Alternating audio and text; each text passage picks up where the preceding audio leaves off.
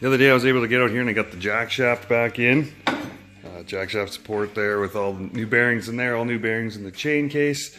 I got the drive shaft in, I got the track hanging there. So tonight, my plan is to just get these rubber bumpers back on. I got the new slides on, so hoping to maybe get this skid mounted in tonight. We'll see how ambitious I am. Got it rigged up on the old hoist here. So looks like I'm going to have a buddy come over to help me tonight, and hopefully we can get this thing bolted up and set back down. Just got to dig through my Play-Doh box here and try and find all the bolts I need. Nice and neat and organized as always. That's how I manage to keep everything in check here. Very important to make sure that all your bags are labeled and full of random parts that don't match what you labeled them. So I don't see any suspension bolts in here, so it looks like I got to dig through my tote here and see what else I got in here.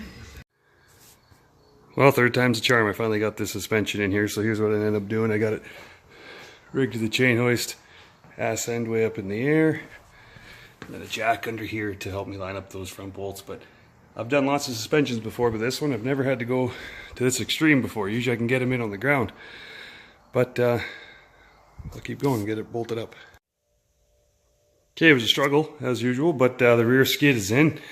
I'm not sure what's going on. I still haven't got this top idler wheel in yet. So skid's in temporarily. Track is super tight. Not sure why. These idler wheels are pushed off, you know, forward as much as they can go.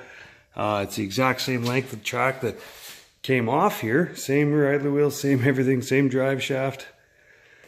I don't know if this track has just shrunk over the years, so maybe it just needs to stretch out a little bit, but I'll leave it on here for a bit like this and see if it'll stretch out. But yeah, that's her. She's starting to come along and look like a sled again. Still gonna get that seat fixed. Next up is I'm gonna take these skis apart, get those cleaned up and paint those, and then put that on, and then start getting the steering back on. I gotta get the handlebars all cleaned up yet too. And then, yeah, hopefully start getting the crank for my motor redone.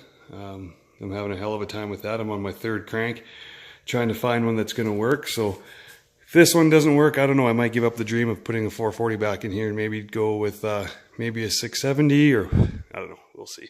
I'm kind of a skidoo guy, so I just got into vintage Yamahas, so possibly a 670 or 670, I don't know, but I'd really like to just do the 440.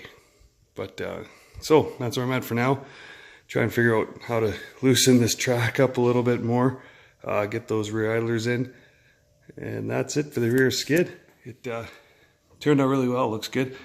Had I did some more thinking ahead of time, I would have probably went with a skid out of an Exciter or an SS 440 or something, with aluminum rails a lot lighter.